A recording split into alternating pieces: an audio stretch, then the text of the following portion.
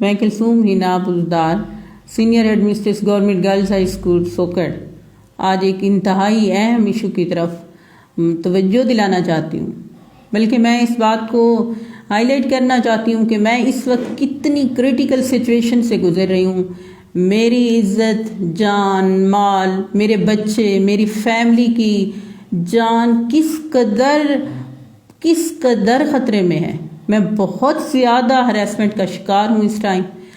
یہ اس طرح کی سٹوری ہے کہ تقریباً 13 کروڑ 34 لاکھ روپے کی رقم ہم سے لی گئی ہے، جو سی ایم صاحب کے قریبی خاندان کے معزز لوگوں نے ہم سے ہراسمنٹ کر کے، بدتمیزیاں کر کے، جھوٹ بول کر، جعلی آرڈرز، فیک آرڈرز، روز کی نئی دھمکیاں، بچوں کو اغوا کرنے کی دھمکیاں، بدتمیزی اور پتہ نہیں کیا کیا اس سلسلے میں کر کے اپنی خاندان کی عزت کو برباد کر کے ہمیں ہر طرح کی وہ کر کے، جس میں یہ قیوم بزدار صاحب ہیں، سی ایم کے قریبی بڑے ہیں جن کا میں بعد میں نام لے لوں گی آپ کے سامنے، اور صلاح الدین بھی اس میں شامل ہے، ایک کوئی نیاز بزدار صاحب ہیں۔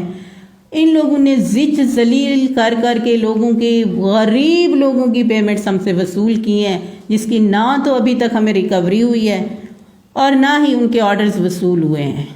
میں خود ایک بزدار فیملی سے تعلق رکھتی ہوں۔ ان لوگوں نے یہ قوم کی بیٹی کو جس طرح سے مس یوز کر کے ہمیں اس سٹیج پر لا کھڑا کیا ہے کہ ہم ذلیل و خوار ہو کر، زچ ہو کر، میں لاہور سے آج واپس آئی ہوں، ابھی اس دفتر میں موجود ہوں۔ میں نے اپنی جو یونینز ہیں، اپنی ڈپارٹمنٹ کے لوگ ہیں، ان سے بھی کانٹیکٹ کیا ہے۔